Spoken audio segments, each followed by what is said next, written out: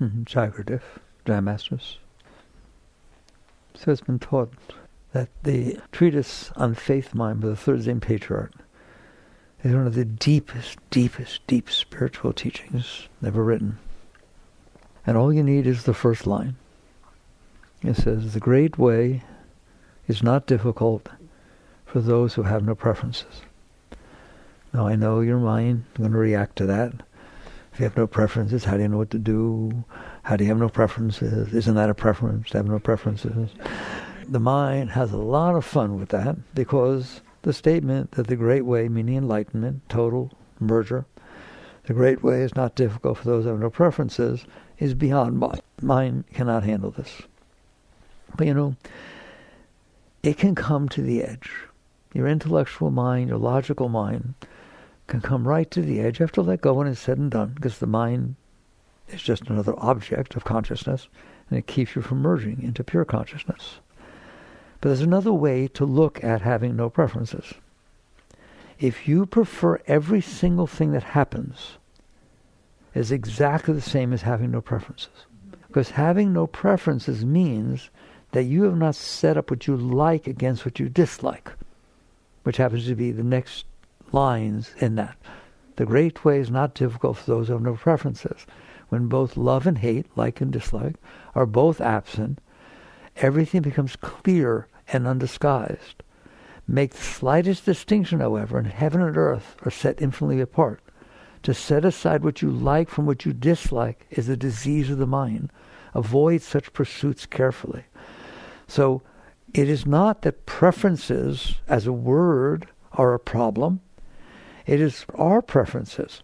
It's something, let's get this straight, I made up inside of me. Your preferences are your preferences. They may not very well be your husband's or your wives or your kids or your bosses or yours yesterday. They are the essence of the personal mind. That is literally the essence of the personal mind, is that you have going on inside your head things that you made up that you want going on outside. How's that for a definition of preferences? I'll repeat it. You made up, you did, nobody else did, you're the only one in there. You made up inside your head what you want going on outside or what you don't want going on outside. And what happens when you do that? You suffer. And so does everybody else around you. Because you have learned that if the outside matches the preferences you created inside, you're a happy dude and dudess. You're doing okay. And not only is that a true statement, but the degree to which they match and the degree to which you have a preference. If it's some minor little preference, I want a little more ice cream, it's nice if someone says, oh, by the way, do you want some more? Wow, it's divine intervention. All right? But it doesn't last a long time. But if you make a preference, I want to meet somebody that my heart just goes bam, and I just know that he or she's the one. Boy, that does some serious changes inside, doesn't it? Yes or no? Do you understand? If you met that person yesterday or tomorrow, it might not have happened. It depends on what you ate for dinner last night. Do you have a stomach ache? It depends on what your health is like at this time. It depends on the phone call you just had. Was it opening and positive, or did somebody die that you love? Because it is very likely that if somebody died that you love and you meet Mr. or Miss Right, they don't look right. This is so important to understand. Shakespeare says, know thyself. You have to know yourself. You have to know what's going on in there. So what preferences do is they make it so that the outside needs to be a certain way for you to be okay. How's that? And they make it so the outside better not be a certain way for you not to be freaked out inside. So you now have two choices. You may go outside and attempt to manipulate the moments unfolding in front of you so that they match the preferences you decided inside your own head and heart. All right, we'll discuss how they got there in a minute. Do any of you doubt that they're your preferences? They're your preferences. You made them up. Now, you had some help. Psychology tells you that man is a sum of his learned experiences. It's not true. You are the consciousness that is aware that your mind and your heart are the sum of your learned experiences. You're not the sum of your learned experiences. You're there no matter what they are. You watch them change. You're a conscious being. You're the witness. But your thoughts and your emotions, your personal mind and your personal heart, are the sum of your learned experiences. What does that mean? It means that if you had a nice experience 5 years ago, you want it to happen again. You want what to happen again? The same thing. You really want the same thing to happen. You literally, in relationships, that first kiss is really sacred, isn't it? All right? It's like you melt. Don't look at the person next to you. Do you melt on every kiss 5 years later? No, of course not. Do you sometimes wish you did? Do you sometimes remember the first kiss and ask him and her, why don't you love me like you used to love me? You used to kiss me and I just felt like it melted. Come on, be honest. That's what's happening. You had an experience and you have a preference. Oh, what happened again? Have you ever had a bad experience with somebody? First time you met them. You thought they were rude, you thought they were crude, or you thought whatever it is. They weren't paying attention. Do you know what happens the next time you see that person? You don't want to see them. Hey, you want to go out? Who are you going with? George? Nah, I'd rather not. So that's what it means that your psyche is the sum of your learned experiences. Your personal mind, your personal heart, learn from the experiences they had, how they turned you on or turned you off, and now that's how you act. Listen to me. That's where your preferences come from. You did not make them up. If you decide what college you want to go to, you did not decide. You had impressions left upon you. It's a play school, it's a party school, or, yeah, this is serious. The people from here are really the kind of people I liked. What is all that? Past experience, past experience, past experience, past experience. Seems logical, but you know what becomes illogical? If you were watching TV and you heard about some raid at Harvard or something like that, it loses some of its glory. But if you hadn't watched that show, here I'm going to Harvard. In other words, it's absurd. It is completely illogical and absurd to be the sum of your learned experiences. Why? Because you could have had a different experience. What, are you a different person? That's ridiculous. You're still in there. But these impressions that got left as part of your learned experiences, they got a lot of voice in there, don't they? Because they become your preferences. They become what you like and dislike. So as long as you have those, most of you think you only have one choice. Okay? You want to be a professor here, you have to publish or perish. That's a learned experience. Dr. Wilson got fired. Oh my God, I better start writing some of your learned experiences. Your actions are based upon, first you went to a school that basically said, we don't care about publishing, I care about research. We care about the money you bring in. Some of them were like that. Okay? Then all of a sudden you get a totally different experience, behave totally differently, like a robot. Do you understand that? You buy into your preferences, you just bought into the random experience that happened to happen during the moments that you were standing there. I was trying to tell you this. There are 700 billion zillion things going on the earth right now. Any point you pick in Einstein's time-space continuum on the planet Earth, there's something going on. That means there's something going on in front of you. Why is it different than what's going on anywhere else? It's not. It's just what's going on there, and you happen to be standing there. Are you willing to be detached enough to understand that? Well, why was I there? It must have been some dharmic, karmic, meaningful thing that God put me there. No, you were there because of all the forces that happened before you got there that put you there. Your coffee took 10 seconds longer to cook. Therefore, you missed seeing this person, but saw that. Right or wrong? Events are unfolding. It's cause and effect. It's science. It's just there. I'm not saying there can't be divine intervention or anything like that. We can talk about that. But I'd rather talk about this. You'd rather talk about that. Let's talk about laws of attraction. Not around me to talk about laws of attraction. Are there laws of attraction? Of course there are. Of course things happen because of things you did before. Even karmic laws. Of course things happen because of things you did before. You were mean to somebody. Wait till you see how they treat you next time. You told somebody when you were 5 what you liked and didn't like, and you see them when you're 35 and they remember that. Oh, she's the one that likes so-and-so, or doesn't like this, or wants to be an airline pilot. You left an impression on that person. So you can call that law of attraction. You can call that karmic. What I'm interested in is this, and I don't want you to think about it because nobody teaches this. If it's true that there's a thing called science based on cause and effect, which all of science is based on cause and effect. They're all looking for the causes that cause the effect. That's what's going on, and how to change them. How do you change them? By being a different cause being put into the soup. That's what everything's doing. Okay? Now, therefore, every moment, oh, you're not going to like this, every moment of all those billions of moments I talked to you about is what it needs to be based upon the laws of cause and effect. It is happening. I'm not saying it's right. I'm not saying it's wrong. I'm not saying it's good. No value judgment. It just is what it is because of all the forces that cause it to be that way. How's that for a scientific statement? Which science is going to disagree with that? It is what it is because of all the forces that cause it to be that way. That's why it is. You look the way you look because of your genetics, because of what you smoke, right or wrong. Every single thing is the result of everything that came together, coalesced together in the moment. Does it have to be that way? No. If things weren't that way, they wouldn't be that way. Wouldn't be different. Your whole political views would be different if you had different parents, or if you went to a different church, or if you had a sister that blah, blah, blah, blah. Do you understand that? That's very important to understand.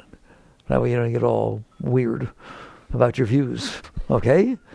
They are just the result of the sum of your learned experiences. So the moments in front of you are the way they are because that's the result of everything that made them be that way. So you could kind of say they're perfect. Not perfect in a moral sense, not perfect in a judgmental sense, not perfect in a human sense, just perfect in a scientific sense.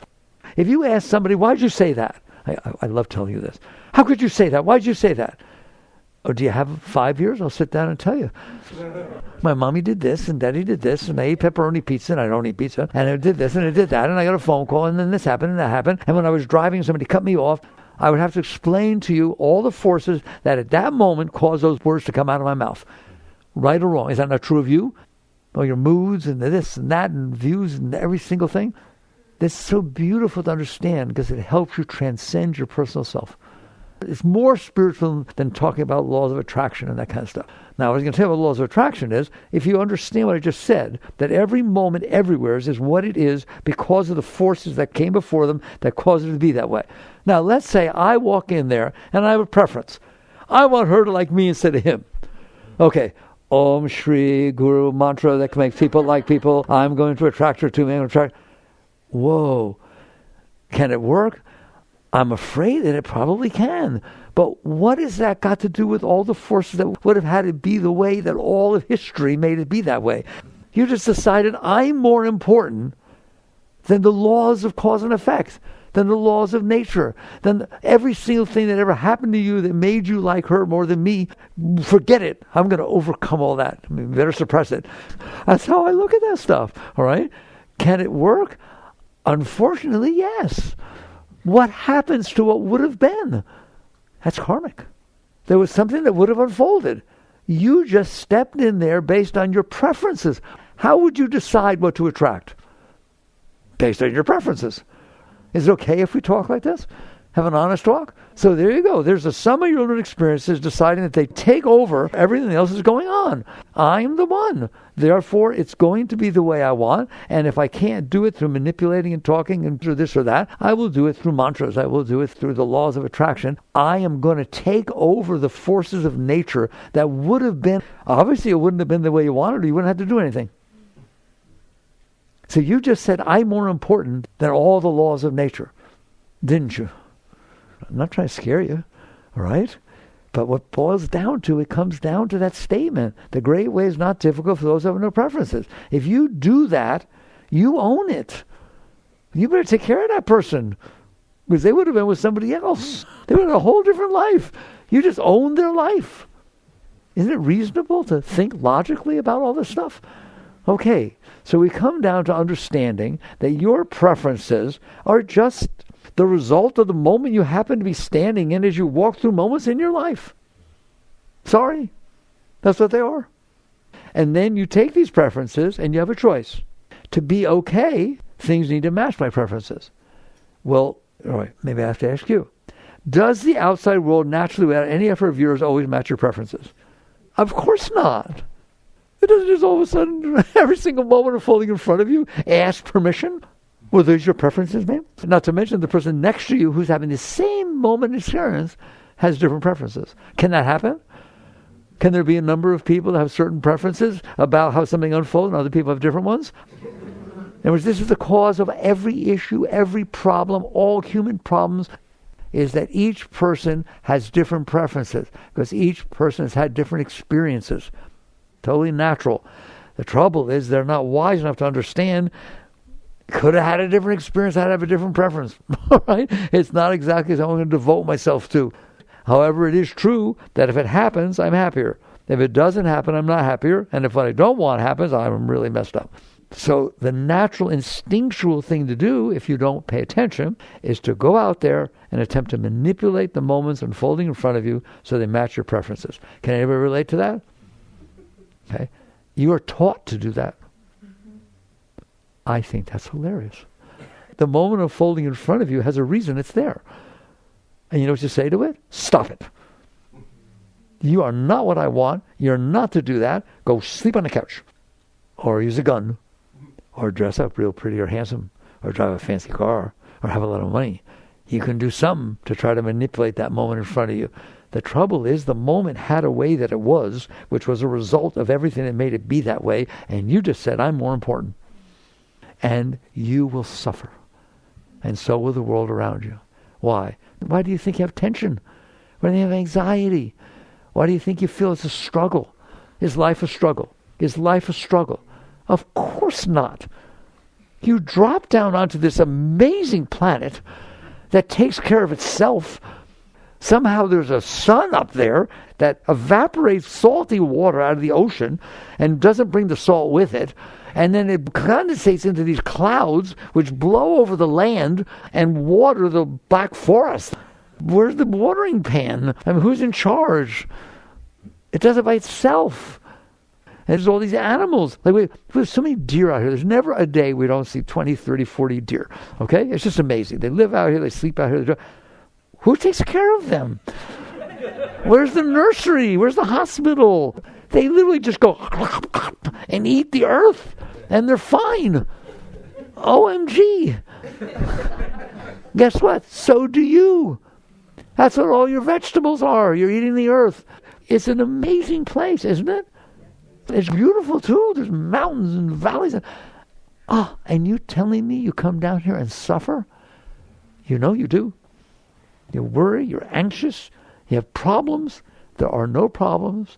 There is no reason for anxiety. There is no suffering. The great way is not difficult for those who have no preferences. The reason you suffer is because you want it to be the way you prefer. And it isn't. And you know it isn't. And you know it's not going to be. So you get anxious and you get scared. Well, he says he loves me. Well, what if he doesn't? But will you love me tomorrow? You want to live like that? Because that's how you live. You basically said, I have these preferences, but you don't know you don't have to have them. You think they're you, okay? I have these preferences, and I need to make the world and everybody in it be the way I want. Otherwise, I suffer. Can you imagine living like that? It must not be much fun. I mean, probably you pick up the newspaper and freak out. Probably turn on the TV and freak out. Probably you talk to somebody and freak out. Probably you don't talk to somebody and freak out. It's a constant problem. Why? Because you have decided how everyone and everything needs to be every single moment. And if it's that way, oh boy, oh boy, oh boy. And if it's not that way, all right? And even if it is that way, don't you tell me you don't worry it's going to stop. I found the right person. How do I keep them? How do I get them to keep loving me? What do I wear? God, he seemed to like me when I wore this last time, but I can't wear it every time. Ever try to figure out what it is that somebody else likes about you and make sure you do it? Don't blush. That's called suffering. That's called struggling. As opposed to, I dropped down here for a few years. It's an amazing planet. Have we looked at other planets? Or what has that song? Would you rather be on Mars? Or would you rather be on Venus? Or would you rather be on Mercury? They're just gas. I told you, on Venus it rains hydrochloric acid. On Mars it's just sand. There's nothing on any of the planets. We haven't seen anything. Not an amoeba, not a protozoa, nothing. You want to go? How often has there been nothing in front of you here? Never. Holy mackerel. It's an amazing place. And you suffer. And you know what? You don't have to stay. In fact, you're not going to stay. You come down, you play, and you go home. You don't even know where you came from. You came from somewhere. I don't care where your body came from. Where'd you come from? You in there. And then you're going to be laying in your deathbed. Okay, where are you going to go? Where did you come from? Where are you going to go? You'll find out. You are going to find out if there's life after death. I guarantee you. You're going to find out the greatest mystery. So every bit of your life is fascinating. It's phenomenal. It is the biggest gift that could ever possibly exist. And you want to pray to God to give you what you want. You should pray. It's all fun. All right. Just stop for a moment. Things are what they are because of all the forces that made them be that way. What forces? Creation, God, the Big Bang. It started there. Read my new book. I go all the way through the whole thing, all right? It's like it existed. It exists. You didn't build it. You didn't build a stupid thing. You just came here, not even for a billionth of a nanosecond. You dropped down here. But you think you're supposed to be in charge. That's so funny. How about sitting here saying, wow, wow, wow, wow, about everything compared to empty space? Do you know that 99.999% of the entire universe is just black, empty space? I would like to be there. But you don't do that. Why? Your preferences are screwing up your entire life. The great way is not difficult for those who have no preferences. It starts to make more sense, doesn't it? If you have no preferences, this is what your life is like. First of all, remember I said, I gave you an out. Having no preferences, okay, you don't have a problem. Preferring every single thing that happens naturally, you have no problem. So it's the same thing. Honoring and respecting and welcoming and just getting blown away that you woke up in the morning, that you're getting older. Now your hair's turning gray, if you even have any left. Okay? And it's like, it's fun. But you don't think so because you're not okay because you have preferences. And you haven't been taken care of your whole life. So now you need to look good, even when you're older, so that you still attract people, so that you have people love you because you need that. All of this is preferences. If you sit there and say, I'm going to wake up in the morning like this, I'm back! Hi! I wonder what's going to happen. And you're just excited about what happens. You can't do that now because you're full of your preferences. You're only okay if what you want happens. And in order to make that happen, you need to fight. You need to plot and plan and struggle and manipulate and control. And that's the cause of tension and anxiety and all that kind of stuff. They're not natural. They're natural if you have preferences. But I gave you an out. You get to have preferences as long as you prefer everything to be the way it is. All right? I told you. And I used to teach this, and somebody actually made a bumper sticker that said, I'd rather be doing what I'm doing. Because if you'd rather be sailing, you're not enjoying driving. You're doing this. Nobody else is in there. That's your kingdom. That's your house. And look what you did. All right. So you have a choice. You either have these preferences and then decide that the answer to having a nice life is to do this amazing thing, which is manipulate every single moment that happens to unfold in front of you so it matches your preferences. That sounded stupid. I want it to. How can you control every moment that's going to unfold in front of you? Every person you're going to meet, every car in front of you, everyone drive when it rains. Do you ever get upset when it rains when you don't want it to? Do you ever get happy when it rains when you want it to? Do you ever like the cold? Do you ever like the heat? Do you ever like it's a little too cold? You know what I'm saying? You're doing this. So a wise person, and you're a wise human being here, but this is shocking. There's an alternative for being okay. I want you to be okay. It's not like, listen, having no preference is not renunciation. Renunciation is way oversold. It has nothing to do with spirituality. Renunciation is, I have a preference, but I won't do it. That's not having no preferences. That's being filled with preferences, but suppressing them. We got to deal with something much deeper than that. We know that doesn't work. All right? It didn't say the great way is not difficult for those who suppress their preferences. We know that's not true. It said the great way is not difficult for those who have no preferences. Well, how do you have no preference? I gave you one way. Learn to prefer everything that is.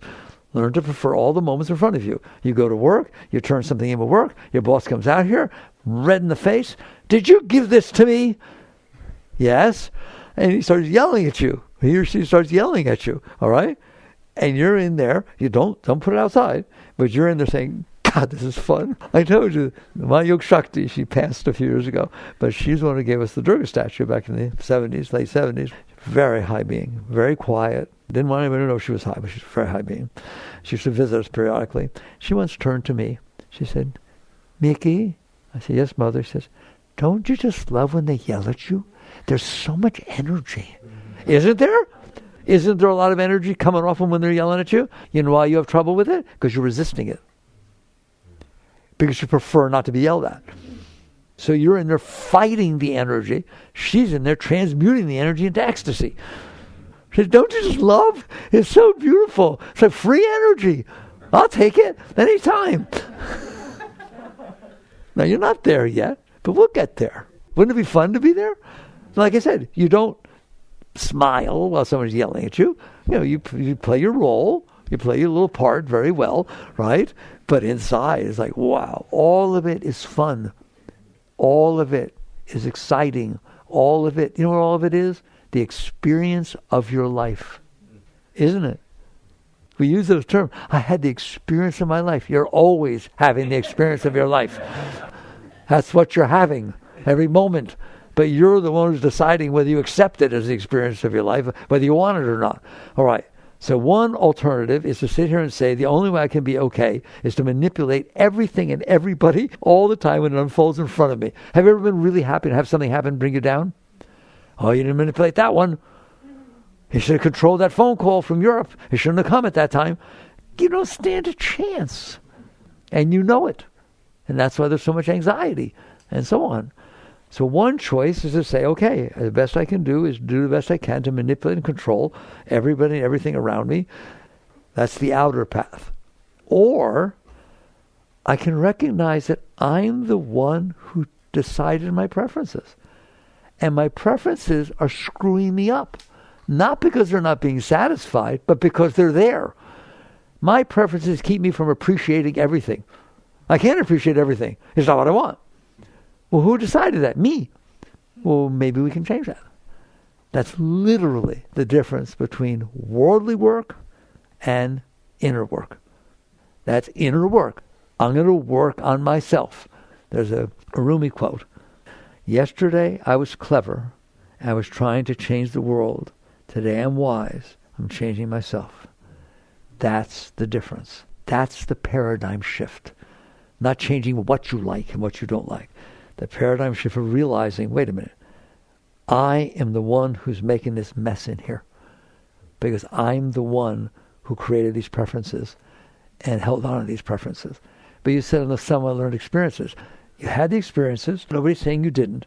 You do not have to be the sum of your learned experiences. You are the consciousness that is aware that the last time you met that person, they didn't say something really nice, okay? But you're also conscious enough to know maybe they were in a bad mood. So you start to work from a deeper place inside of you.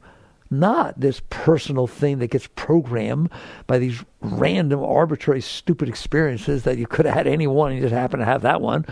You come back higher and you sit there and say, okay, I had this experience. I met this person and she didn't seem very nice, but maybe she had a bad day. I don't know. I don't know anything about that person. Meeting once doesn't mean a thing. Not one single thing. You might as well not met him. And that's how you look at it. So you do what's called letting go of the impression, not the experience. You can still remember it, right? But it didn't leave an impression on you that carved your behavior. I met you. It didn't seem so pleasant, but maybe I wasn't pleasant that day. Maybe I'm the one that ate the pizza. It didn't work out so good, right? Your moods change based on what you eat and what's this and what's that. Your phone call also affected you when you met that person. So you start neutralizing, that's how I used to call it, neutralizing the experience, not denying it, not ignoring it. It's there, but I'm wise enough to know it's just one moment in creation of which the Earth's been here for 4.5 billion, and there's trillions of experiences happening, and that just happened to be what happened at this moment. I am open. You stay open. That's the key. You don't let it program you. It comes in, you see the reaction that you start to have, and you do my favorite words, you let go. You don't deny, you don't suppress. You're wise. That's a wise being. You're wise enough to know it doesn't mean nothing. So that when you meet the person again, it's the same as meeting them the first time. Because they're different. They had more experiences in between, and so did you. You don't formulate opinions and values and this and that and all kinds of junk about people, places, and things. I tried to have my birthday party in 5th grade outside, and it rained. I hate the rain. I've always hated the rain. People, literally, there are people who tell me that they get really upset around the holidays. Why would you get upset around the holidays? It's supposed to be holiday time. And they said, well, when I was young, my sister got a present and I didn't get it. And she always made fun of me because of it. And I just never liked present giving. What you could have done is sat there and said, here's a holiday. Sister got what I wanted. It goes, you laugh. Oh, it's funny. Look at that stupid little present. I ain't holding that inside of me. Not a chance in the world. And you neutralize it. Like maybe you need to use positive affirmation. Maybe you need to go to sister and sit there and say, wow, that's beautiful. I'm so glad you got that. Instead of inside. You work with yourself. Are you capable of working with yourself? But if you don't work with yourself, it's going to be the sum of your learned experiences. In program, we have a thing called the default. There's a default behavior, a default way. You need to make sure the default is not the lowest part of your being. The lowest reaction you ever had. You just let it get like that. Get jealous and needy and this and that and hurt. You ever get hurt because somebody said something? Have you ever gotten hurt because somebody didn't say something? Well, what does that mean? They didn't say lots of things. Lots of things they didn't say. But you had a preference and an expectation that if you said this, they're going to say that. And they didn't. It hurt you. Is that on them or on you? You better start owning stuff. Because that's on you. Maybe they were thinking of something else. Maybe they just didn't have the same upbringing that you did. There's so many billions of reasons why they didn't say what you expected them to say. But you think there's only one reason. The reason that you decided they should have said it didn't happen. And so you took it personal. Do you take things personal? You know what it means to take things personal? The sum of my learned experiences are what's supposed to be happening.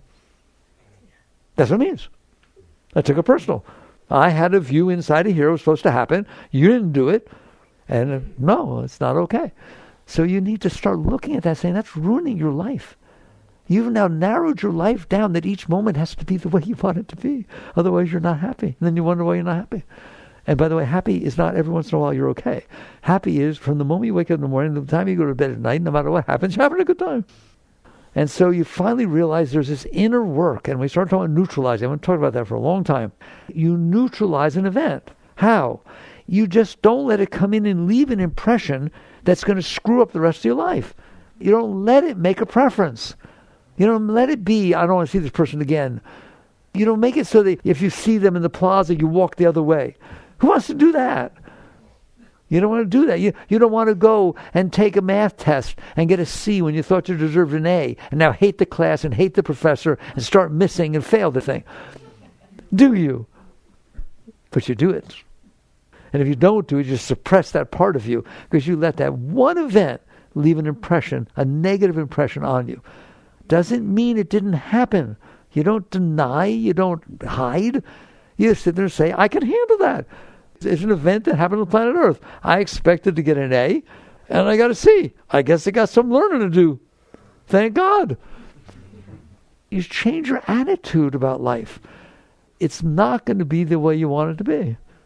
The situation is you become wise enough to understand it is not going to be the way I want. And you raise your hands, well, why can't it be the way I want? Because it's not supposed to. It's supposed to be the way it is.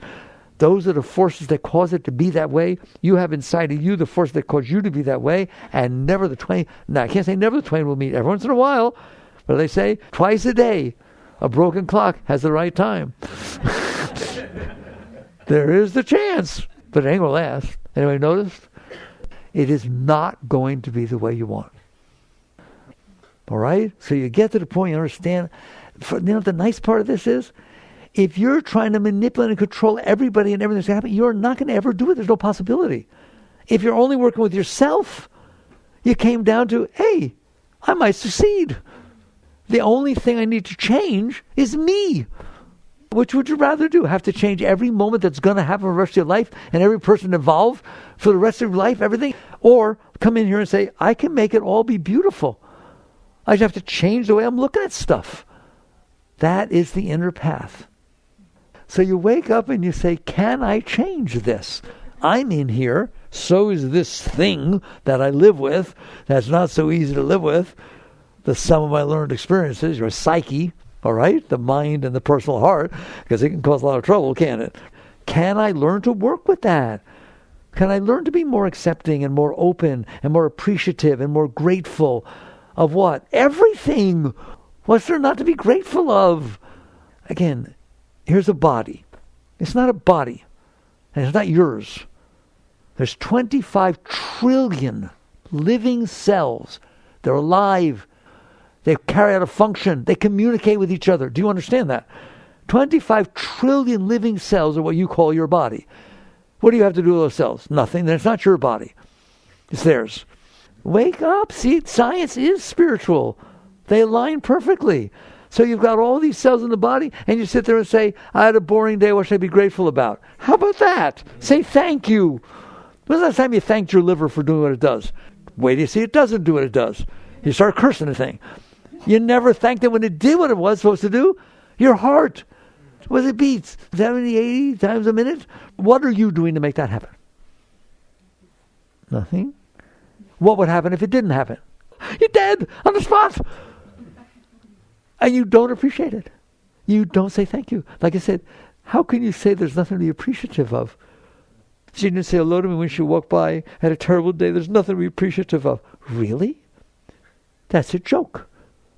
You need to change your attitude. You need to change your frame of reference. You need to change how you're looking at things. And then all of a sudden, it's a miracle. It's beautiful. It's unbelievable. It's raining. Oh my God. Yes, I needed to go out and deliver some. Give me a break. The rain gives you food. The rain does everything. I told you, it's hot. Why is it hot?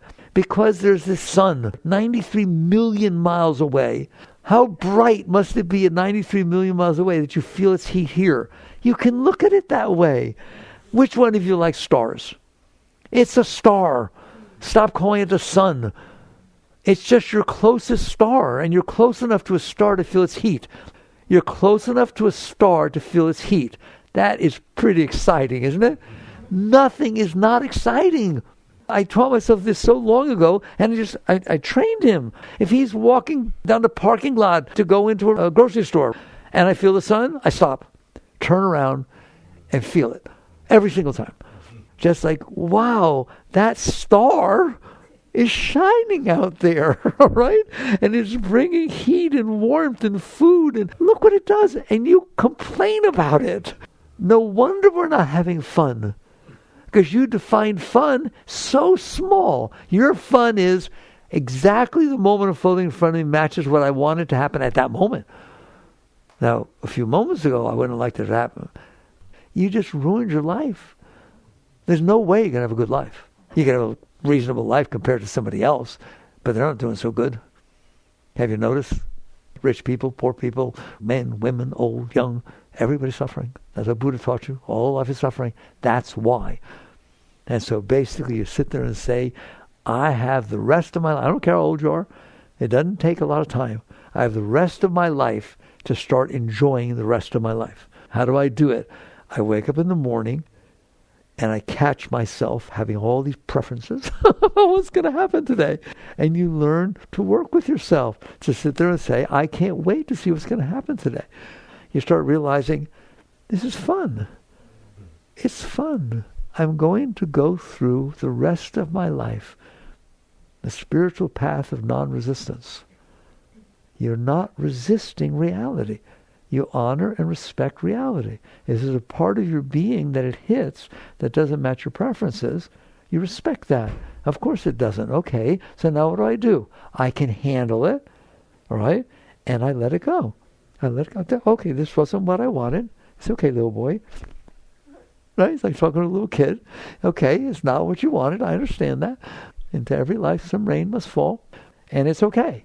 And then you take it and you offer it up. Thank you. Thank you. And you don't let it program you to where it creates more preferences. All right? So now, he teaches in a new book, Living Untethered, goes very deep with this stuff. How do you actually get rid of preferences? You don't get rid of preferences. I don't want you struggling with your preferences. I don't want you suppressing your preferences. I don't want you feeling guilty about your preferences. I want you going deeper. Buddhists say work at the root. What is the cause of preferences? The stuff you stored from before that you didn't like. And that caused you to have preferences. I want you to work with that. So you don't work with your preferences. Understand what your preferences are, right? The sum of your learned experiences. Fine. I can't deny that. I'm not going to ignore it. I'm not going to suppress it. I'm not going to do anything. Feel guilty about it, right? No matter what it is. How do I feel guilty about it? It's just some of the learned experiences. But then why am I carrying the sum of the learned experience inside of me? You had an experience when you were 5. They took a blanket away too soon. You're now 55 years old. Do you need to be weird about it? They need to really? The husband pulls the blanket aside. Don't you dare, I'm serious about blankets. You laugh all you want. That stuff comes up. Go ask Freud. That stuff is still in there. You stored it in there, and if it went in with pain, it's coming back with pain. That's how you deal with preferences. You deal with their root, with their cause. All right? Because you're able to let go of that. You're able to sit there and look at the fact that you stored blankie, or you stored mommy's divorce, or you stored this, you stored sister got the bike that you wanted, or you stored that husband didn't do this. You stored this stuff. You stored that when you went to Hawaii, you finally got the money, and you stayed at a hotel where the volcano was going off. Now you hate Hawaii. You do. Well, that's crazy. So what you do is you let go of the stuff you stored in there. That's how you deal with preferences. You let go of their cause. And if you didn't store that stuff in there, you'd still like Hawaii, and you'd still like Alaska, and you'd still like our son, and you'd still like everything. And your ex-husband, inside, he was got married, the guy living for years. I mean, how many people do you get to know? There's 8.3 billion people on the planet Earth. How many do you actually get to live with and know? 3? 5? So let's just hate him for the rest of our lives. No, you got to know a person. Wasn't such a nice one, but you got to know a person. Believe me, there's way worse. And you just sit there, and yes, you got divorced, yes, you do the thing, but inside, you accept, you honor that happened in your life, that you learned from it. You learned how to do better in a relationship. You learned that people aren't always what they say they are. You learned a billion things, didn't you? It's like, how can you say it's a bad experience? It's just an experience. But the trouble is you stored all the pain. So you can't do it. So the answer is you let go of the stuff you stored. Now, we don't know how to do that. You think you need to lay on a couch for 20 years to get one of them out, okay? Yoga doesn't teach that. Yoga does not teach that. Yoga says there's only one reason that stuff is in there. You're holding it in there. There is nothing in there once it comes in except you. And you do resist, don't you? And when you resist, it stays. And when you don't resist, it goes. It's still, memory can stay. You can bring it back, but it doesn't haunt you. It doesn't store all the pain and all the stuff. So you need to learn not to store this stuff. I always teach you this at the end. It's like, did you learn to play the piano? Did you learn to play tennis? Did you learn calculus? You learn all kinds of things, don't you? Did you know how to do them to start with? No. So why do you think you can't learn this? This is the most important thing you will ever learn in your entire life. How not to let natural experiences that are unfolding in front of you screw up the rest of your life. I was asking you guys, if you store every single thing that ever disturbed you inside of you, what's it going to be like inside? Disturbed. And it is, isn't it?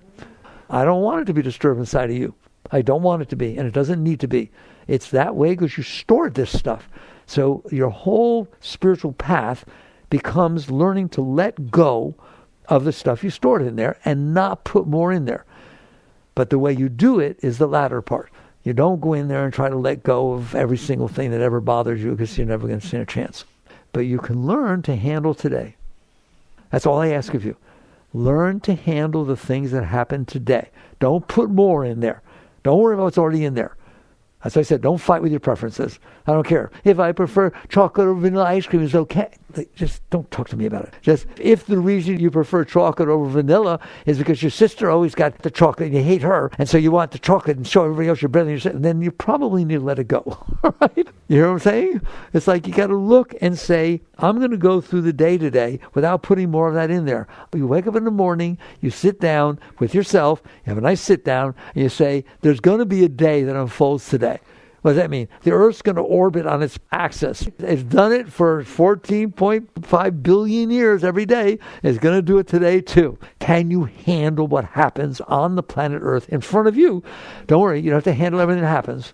You only have to handle the tiny, minuscule nano amount that happens in front of you. Can you handle it?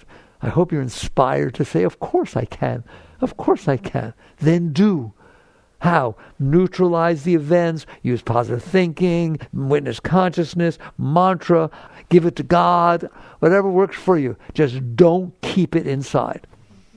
Then at night, sit down. How did I do? Uh-oh. All right, I didn't let it go on the spot. Let it go now. So let it go. Offer it. That's what it's all about. Neutralize it, work with it, just do the best you can. Well, what happens if I don't do good? Then you learn. That's how you play tennis. You don't get it across the net every time. Right? When you play the piano, you don't start with Beethoven or Mozart. You start with the scales and you make mistakes. That's wonderful. It's called learning. Learn to let go, learn to let go, learn to let go. How? Relax. When there's a tendency to... You do have a tendency to resist, don't you? You ever see it in there? Okay? Relax. The tendency to resist, just relax. It'll then go through over time. And then will happen, bigger things will happen and you'll handle those. Then stuff from inside, from long ago, will come up by itself. Why? Because you're not pushing it down. You didn't push stuff down on top of it. It will come up by itself.